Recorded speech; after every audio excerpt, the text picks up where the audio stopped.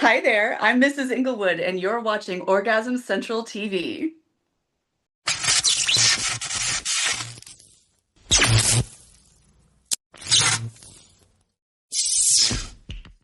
How did you get started in Oh this gosh, industry? I have been in this industry for 20 years. Oh, I started out on a site called Southern Charms in 2005. I think my story was a lot like other people back then, that I thought it would be fun and sexy to kind of get online and do something, see if I could make a little extra money. And instead, what I found was an industry that felt like it fit. So it was a surprise and really, really fun to realize that there was more to the adult industry than I think I understood before, and that I really enjoyed it. yeah. And it was Sexy Charms, you said? Southern Oh, Charms. so Southern Charms. Southern Okay. Charms. It was kind of like OnlyFans before OnlyFans, like amateur stuff, girl next door, that kind of thing. But fewer like interactive features. So you couldn't necessarily like you could email a charm, but you couldn't just chat with her right there on a site. So I'm still on that site actually to this day. Southern Charms. Wow. Huh. Yep. A lot of Well, my OGs found me there, and then when they saw me pop up on all the other sites, they're like, "Oh my God, you're back!" So, well, you certainly fit the bill for that. yes, I do. Yes, I definitely do. But like, what made you want to just get started with? Because I know I talk to a lot of women here in this industry. They say, well, I was in college and I just wanted to make some quick cash, or I just wanted to do it for fun. Like, what made you just get on that Southern Charms just for fun, or? It was really just for fun. At the time, my best friend and I were just kind of playing around with the idea. We didn't know that other websites already existed, that we thought we needed to create a website. We're like, we'll create a website for the two of us, and maybe we'll like take videos of the two of us in the shower together or something like that, and just see what happens, have a little sexy fun with it. And then I found Southern Charms and started posting solo content on there. And oddly enough, my best friend never got into it, never started posting content. And here I am 20 years later, still doing it. So it's been a lot of fun for sure. I guess your best friend grew up to be like what, an accountant or something, boring or something. She works for a school system now. Oh, that's a boring job. Yeah, it's not as exciting as mine, that's for Yeah. sure. I only, and I'm not knocking school systems because do need teachers. That's one thing we do need. But Educate the youth. yeah, I only say that because like I was a middle school teacher and I quit after 2 months because fuck them kids. You know what? I say that so often. Fuck them kids. And I have kids, so Yeah, well, fuck them yeah. kids. But anyway, and we'll get back to me later. What do you what do you like most about your work, and what do you like the least? What I like most is the freedom that it offers me. I can work when I want to work, and I can take time off when I want to take time off. I'm not beholden to anyone else's schedule. It's basically, if I'm up in the middle of the night and can't sleep, there is something I can do in the middle of the night that's going to forward my business, that's going to be a positive for me, whether that's jumping on and actually doing one-on-one video calls, or if that's like editing videos or going in and making sure that my subscription sites are looking the way that I want them to look, checking my analytics, all that kind of stuff. There's always something I can do whenever I have time, which I think is empowering, certainly in this industry. And also, I don't know, I like a lot of the connections that I've made, not just with other performers, but I've had fans for 20 years. There are people that have been my fans for the entirety of my career. And it's so fun both for them to see how I've evolved and become different over the years, and for me to talk to them over a span of 20 years and see how they're different. Like there are guys that have been subscribing to me since they were just legal enough to subscribe to me, and now I know they have wives and children and all this kind of stuff. And it's neat. It's like a long-term relationship without, like the messy relationship parts. Yeah. I mean, I can't speak for other men, but the sexiest thing about a woman is the fact that she got her own. Oh yeah. Yeah, I definitely got my own. That's for sure. So, what was your favorite scene to shoot? Oh gosh. I'd have to say my favorite scene that I've filmed recently was a scene that I filmed last January, I believe, at AVN with Heath Austin and Jasper Woodcock. We filmed a threesome DVP, DP kind of fun cum shot kind of scenes. And I just love the two of them so much. We vibe really, really well. And so that makes any scene better. Like when you get along really well with your co-performers, that makes it that much hotter. That makes it that much more fun. And also the actual physical aspects of that felt so damn good. Like, oh, like I don't watch a lot of my videos, to be honest with you, but I've watched that one several times. Several times. I, uh, mm, I mean, Mm, well, mm, yeah. hmm. Yeah. Yeah, for sure. So, what companies are you dying to shoot with? Oh gosh, there's so many. Top of my list right now is definitely Naughty America. I love the content that they put out, and the people that I've actually communicated with from Naughty America are some of the best, most genuine people I've met in the industry. So I adore them. Other than Naughty America, I'd love to work with like Vixen and Milfy, Bang Bros, Vivid, Elegant Angel. Like I could think of so many different companies that are all going to be at AVN, so hit me up. But yeah, Yeah. there's a lot of really great companies out there that I would love to work with for sure. But top of my list right now is definitely Naughty America. So we'll hit that one soon. Because you definitely look like the kind of woman that like takes charge, like MILF. You ever do femdom stuff? A little bit. I have a little bit of difficulty with that with my personality. I'm a very like I'm not a sub by any means. Okay. But I think a little bit more like I have a sweet personality. And so I have to be in the right mood to be truly dominant.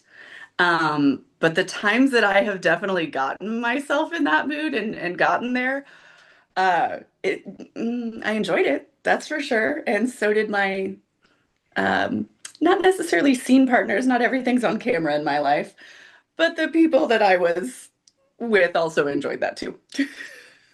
Like making men kiss your feet and stuff. Yes, making them kiss my feet, making them crawl towards me across the room. Lots of worship, lots of little tasks that I like to make them do. So yeah, I have some wonderful poetry that some of my subbies have written to me about my amazing qualities. So I like to have them write me poetry. Maybe someday I'll publish like a short, like a little small folio of all the poems that have been written about me. I that's like a whole dictionary worth of stuff, probably. Yeah, I'm always impressed by the number of terms and euphemisms that people come up with to describe all of my various qualities. So well done, fellas. Good job. Appreciate you. All right. Well, here's one of those long-winded questions. So, according to the 2022 Free Speech Coalition, 46% of adult workers have been restricted on services like PayPal, Venmo, and Cash App. 36% of adult performers have lost at least one bank account. 55% have been denied insurance because of their background, and 50% have been denied a loan because of sex work. What do you think of those statistics? I think it's a sad commentary on our culture, specifically in the United States. Um, I think there is such a stigma attached to sex work that is, for the most part, unwarranted. And I think there are certain ways that I feel like the industry is changing and morphing that I think that's kind of going away a little bit. Maybe it's because I'm inside my own personal bubble and I see more than your average citizen does of the adult industry. But I think the more that society in general sees sex workers of all varieties, whether that's, what I do, where it's online kind of work and collaborating with other seasoned performers or if it's full service sex work, whatever it is, I think when people see sex workers as humans, as people, not as an object, not as a service, not as a product, but as actual people with feelings, personalities, thoughts, lives outside of what we do on camera, then I think that there's a little bit more empathy that can come in. Right now, people just look at sex work, when I say people, society at large, look at sex work as strictly a vice. But there's a reason that it's called the oldest profession. It's always been around. And I think it's naive and ridiculous to argue that we should legislate something that will always find a way because the market is there. You know, we're always going to find a way. Whoever is doing this is always going to find a way. It's making it harder. Places like Venmo and PayPal are not sex worker friendly at all. A lot of even email services are not sex worker friendly. A lot of social media sites are extremely not sex worker friendly, but they love the traffic that it creates. They love the money that it generates until the wrong people find out about that money. So, kind of like legalizing marijuana in a lot of places where there has been so much revenue coming from that, so many good things coming from that revenue.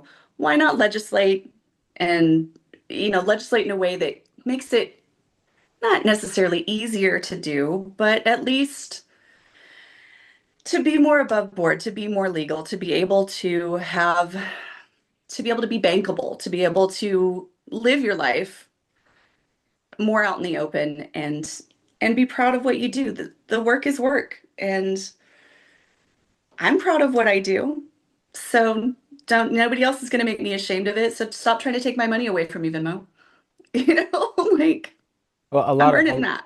a lot of sex workers have their accounts taken away because they have dumb clients, and what I mean by that is their clients in the notes The tell them what the notes. service was for, and then Hmm. the Venmo and PayPal and Cash App get a whiff of that, and they're like, "Well, we gotta take this down because this is Yeah.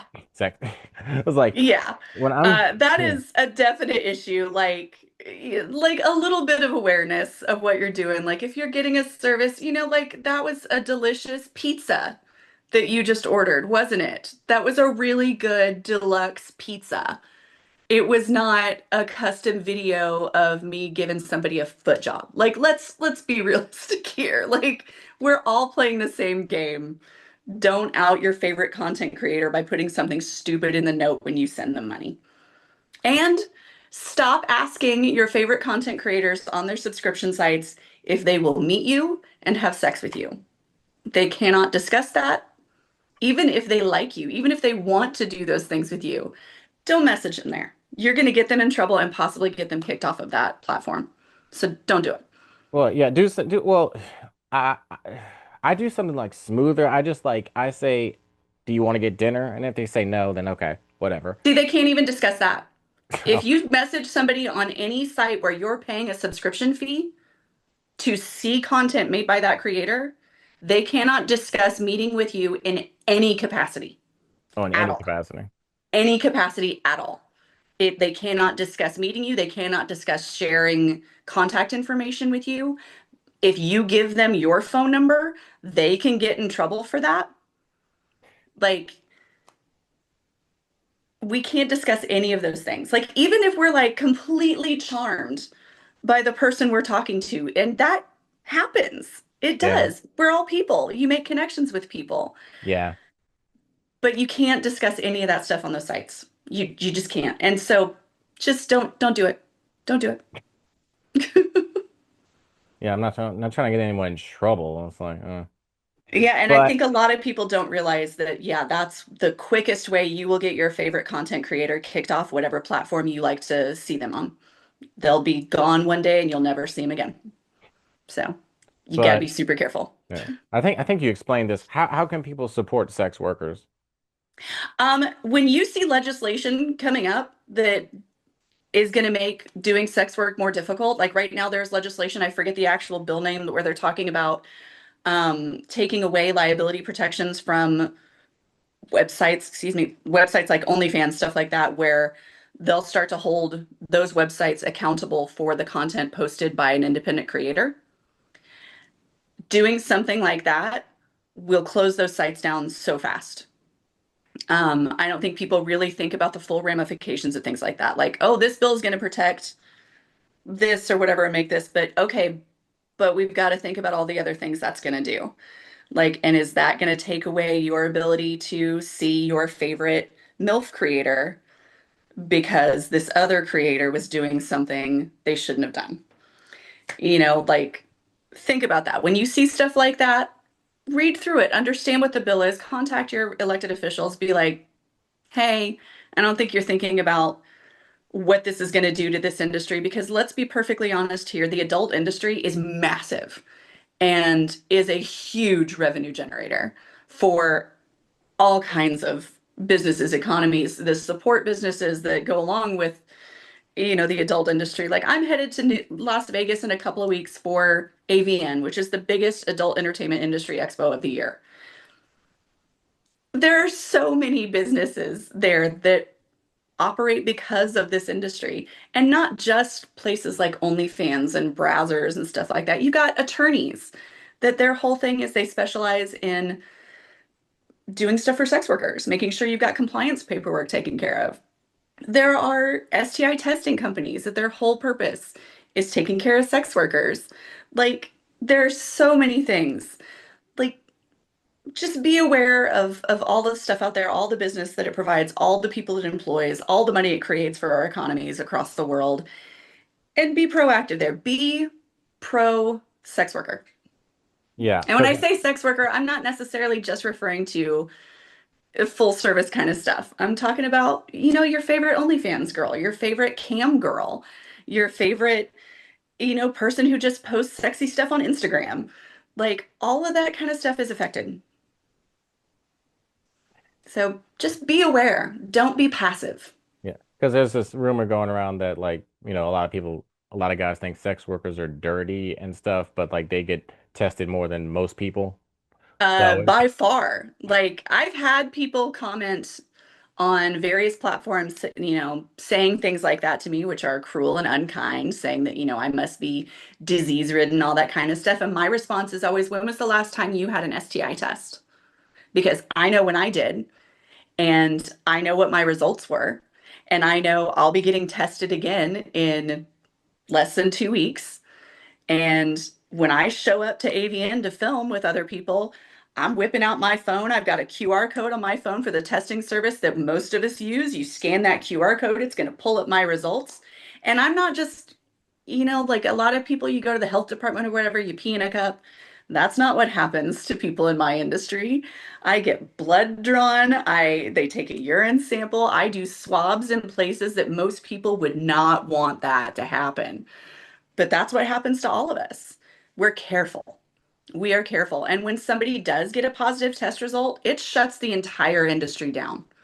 Like massive stuff goes out. It's only happened one time that I've like even been aware of. It happened last year where a message went out said somebody got a positive test result. Please, it like a full moratorium on filming. Everything stopped for a week until full content tracing was done and everybody involved was retested and cleared.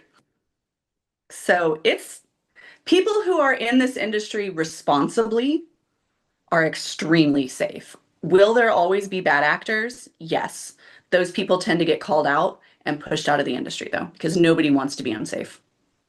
yeah, It's not worth risking not just your livelihood, but your health, your life, the health of the people around you.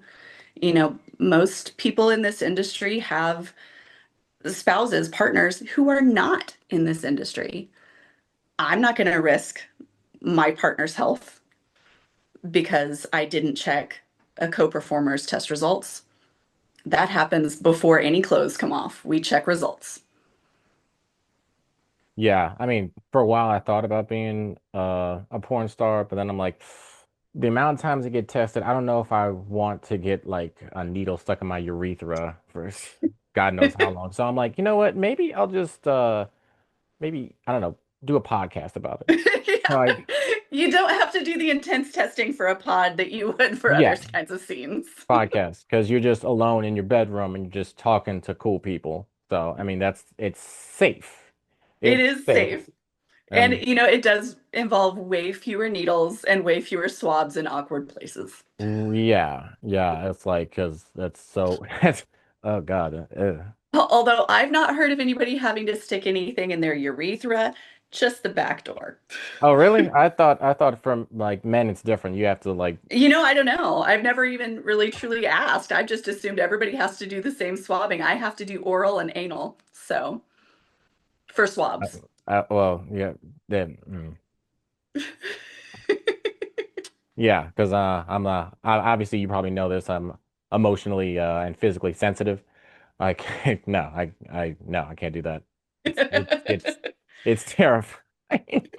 See, the terrifying part to me is getting the blood taken. I Well, have like really tiny little veins, so I have to make sure that the right phlebotomist is at the testing site when I show up. yeah, I mean, I noticed that like the vein is like it's just like a wet noodle, so you got to like get it right in there.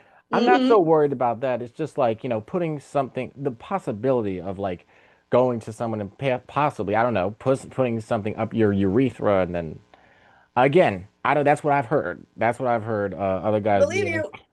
Yeah, I don't want to do that either. It's yeah, but in any okay, enough of holes and needles and stuff.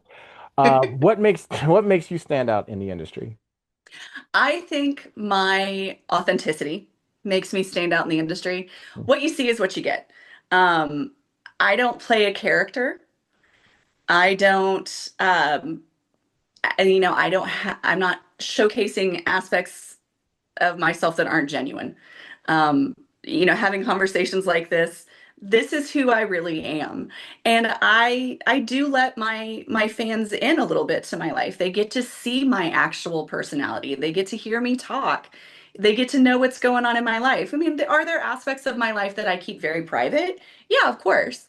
But I'm not pretending to be anybody other than I authentically am at my core. And that includes if I'm filming a scene with somebody, I'm not going to do something that I don't feel comfortable with. I don't care if I know that if I do X, Y, and Z, that video is going to go viral or it's going to sell a whole bunch. Yeah, but if I don't want to do X, Y, and Z, if it's not authentic to who I am as a person, I'm not going to do that. I'm just, I'm not going to do that. I'm very big on female empowerment, on making sure that I'm presenting myself and my brand as something I can be proud of. Do I like have I made some missteps along the way? Sure. Um, but it's important to me to make sure that I'm not presenting a version of myself that that isn't genuine. I am authentically 100% me, and that's never going to change. So, Yeah. integrity is hugely important to me. I don't know why and it's not just you because I've talked to like other women too like Casey Storm and Jocelyn Stone. Hmm. I don't know if you've heard those women, but I've heard the names for sure. yeah, there's something about their when they get to their age and they get to that MILF quality that they just don't care about anything anymore, and it's just it's so attractive. I don't know what it is. Yeah, we definitely get to that point in life where it's like, okay, I've bent myself into so many different ways and pretzeled myself to fit into situations when I was younger that I'm not doing that anymore. I don't need to do that. I'm not going to do that. Yeah, Like if you don't like what you're seeing here, somebody else out there is going to do it for you. So I don't need to worry about not fulfilling every person's fantasy. That's not what I'm here for. I'm I'm here to put out the content that I'm proud of, that I want to see, stuff that I think is sexy, stuff that turns me on. And hopefully there are plenty of other people in the world that feel the same way. And yeah, there seem to be. I'm yeah. not complaining.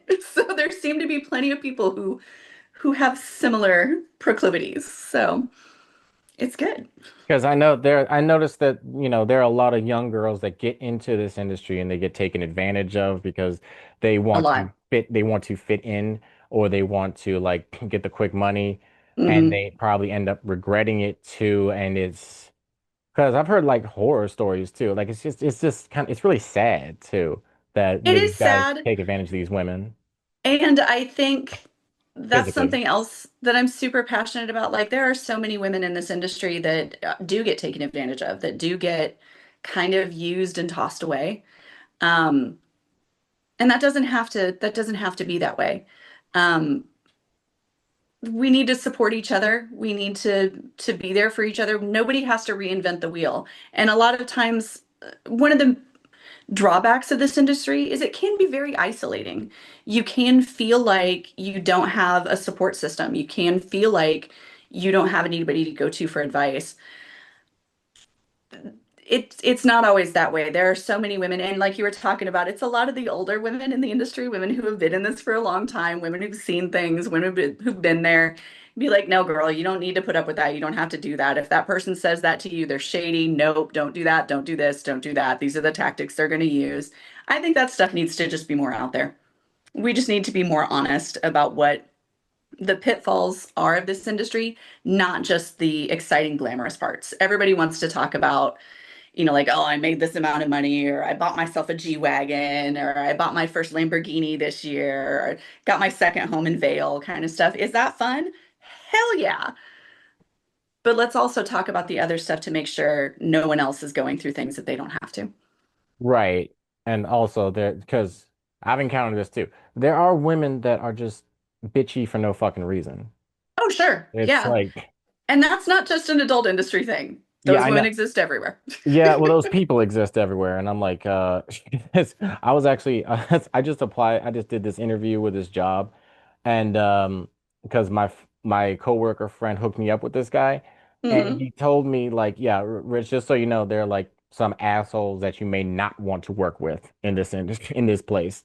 Hmm. I was like, yeah, yeah, it's I guess it's the fact of life. You just like, I don't know, because you're obviously a lot older than me. How do you deal with that? How do I deal with the people who just Like, aren't pleasant to be around, the people who are yeah, just just, assholes, like on set or even off set. I'm pretty blunt. I will usually call somebody out on their shit in the moment. Like, hey, listen, I don't know what I did to offend you or piss you off, but I feel like we are not vibing. I have zero problem walking away from a filming situation if it's not going the way it needs to go. And I think that needs to be normalized and celebrated a lot more. Um, just because you've agreed to film with somebody or you've agreed to sit down and do something with somebody, if it's not going the way it was discussed that it was going to go, or if you're getting a bad feeling, or if that person's just being an absolute ass to you, you don't have to put up with that. You're a whole human with thoughts, feelings, emotions, and value. Walk away. Yeah. Like, what is the worst possible thing that can happen if you take a step away from that? If you're like, you know what, this isn't my vibe, this isn't what I'm liking, and I don't like the energy I'm receiving from you, walk So, away. I mean, I guess the worst thing that could happen is like, what, maybe tops 10 people talk shit about you afterwards and they don't want to work with you again. Oh But, no. well, okay. Well, I mean, usually when I was like, I'm not gonna lie, when I was like in college, 19, early 20s, I used to try my best to like people please and fit in. Oh sure. But now I'm like, I'm 28. I don't know if you noticed, but I'm 28. So it's like, at this point, I've done so much where it's like, oh, fuck you. You're gonna die soon anyway. Think about having 20 more years on you, like I do, and how much less of a shit you'll give. Yeah. You're like, I'm good, whatever. You go be sad in the corner. I'm gonna go over here and have a nice time. Yeah. So where do you see yourself in like 5 to 10 years? 5 years, I would say I see myself working with a lot of professional studios, a lot of brands that I'm excited to work with, kind of like we talked about. I'd love to be able to film, do all that kind of stuff. I'd like to be able to be traveling around the world to do that, have some exciting opportunities. And then I want to move that into kind of, being that elder statesman of the industry. I want to be that advocate for the younger women in the industry. I want to be that woman in the industry that says, like, yes, you can do this. Here are the right ways to do it. Here are the safe ways to do it. Let's figure out what works for you and let's get you the most successful career you can have. I don't know what that's going to look like. I don't see myself being like a manager of people. That's not my vibe. But just, being that brand, I guess, that is a positive force in the industry. I want to be that. I want to be, the person that people think of like, oh, who would know that? Who would give you the answer that you need or would have some advice for you? Talk to Hillary Englewood. She knows. She knows what's up. I That's what I mean, see. you could definitely start like a corporation LLC for sex workers that might have been abused by, I don't know, former coworkers or partners or something like that. There are some really great support systems that already exist out there that I think a lot of people in the industry don't know. So like places like Pineapple Support Oh yeah. offer really good resources for sex workers and people in the adult industry. So I think, yeah, something along those lines, and just being a resource for people in this industry to make it a more positive, above board, less mysterious kind of way. Like let's shine some light on how this industry really works. And maybe by doing that, more people in the civilian world will understand that there isn't the stigma that you think there is. Like we're business owners. I have an LLC. I am an LLC.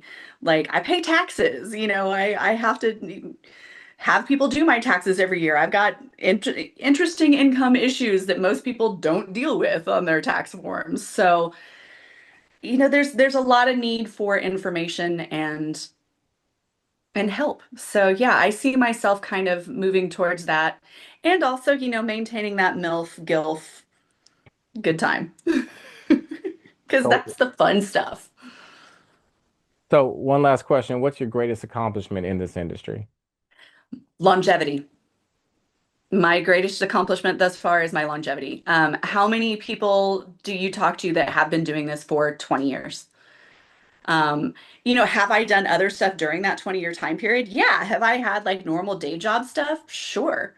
Um, but for 20 years, I have been Hillary Englewood. I've been a fantasy for people, and it's really fun. It's really a good time. Yeah, like that's definitely my greatest accomplishment. Will there be more? Hell yes. Like 2026 and beyond. Oh Lord, watch out. She's coming in so many ways. So many ways. Wow. Wow. Yeah, I mean, all hot and bothered now. Oh no. I'm definitely not used to that happening. That was a little bit of sarcasm. Well, but anyway, shit. But it was great talking to you, Miss, ma'am, miss. Fantastic to talk to you. I love that like we were messaging before. I love that Yeah. you have thoughtfully prepared questions, not just, like how big are your tits, which 34G by the way. Um, more than just like what's your favorite sexual position kind of stuff. Like, do I have fun on every single podcast and every interview I've ever done? Hell yes, I have. Yeah. But I love it when the people who are doing the interviewing have like interesting, thoughtful questions that maybe the people who are listening have never heard someone in my industry talk about before. Well, yeah, Talking but about, because yeah. I sent you another text on Twitter, like they send those like a lot of guys don't do their research, so they Mhm. send those like surface level questions because they're trying to sleep with a girl, and sometimes it works, but they just haven't done their research. So it's Yeah, like, like, what works better than just asking those surfacey questions if you're trying to actually get with somebody? Make that person feel seen and heard yeah. and appreciated and listen to their answers. Like, by the way, that works in regular life, not just with people in the adult industry. Listen, like, ask questions and give a shit about the answers. Woohoo! Best dating advice ever. You're welcome. Yeah, yeah, that is pretty good dating advice. It's the most basic, wonderful dating advice anyone could ever receive, and the easiest and hardest to follow. Because us men don't listen. Is that it? We just Not typically, no, but I have hope for the younger generations. You're the hope for the future. So let's go, Gen Z. yeah, I'm still Gen Z. I keep forgetting. I feel like a millennial, but I'm Gen Z. See, I'm technically Gen X, Uh, but I think I'm like right on that cusp. So I also really identify with the millennials. So I think I'm a Zennial. yeah, We'll no, go no, with that. I'm a millennial because I was born You're a 97. Zillennial. I was born 97. Oh my So God. You're the same age as my oldest son. is that a compliment or I don't It's kind um of a wild feeling for me.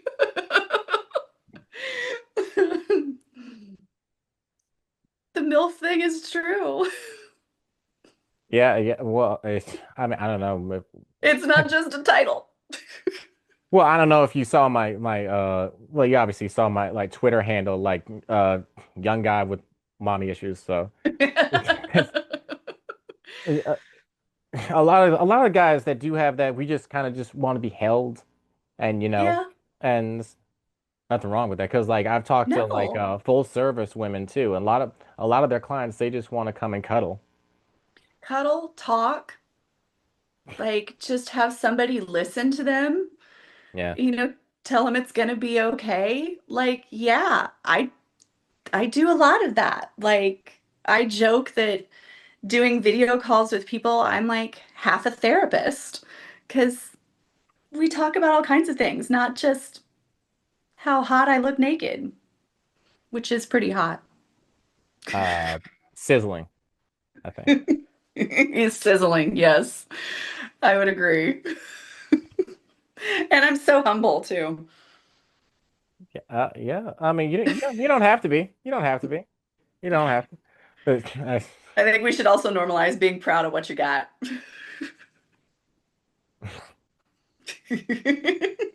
but any uh, I um um uh You look a little um flustered. yeah, yeah. Well, I mean, well, I mean, you yeah. See, achievement unlocked. I love it when I can do that. It's not that hard. If you know what you're doing.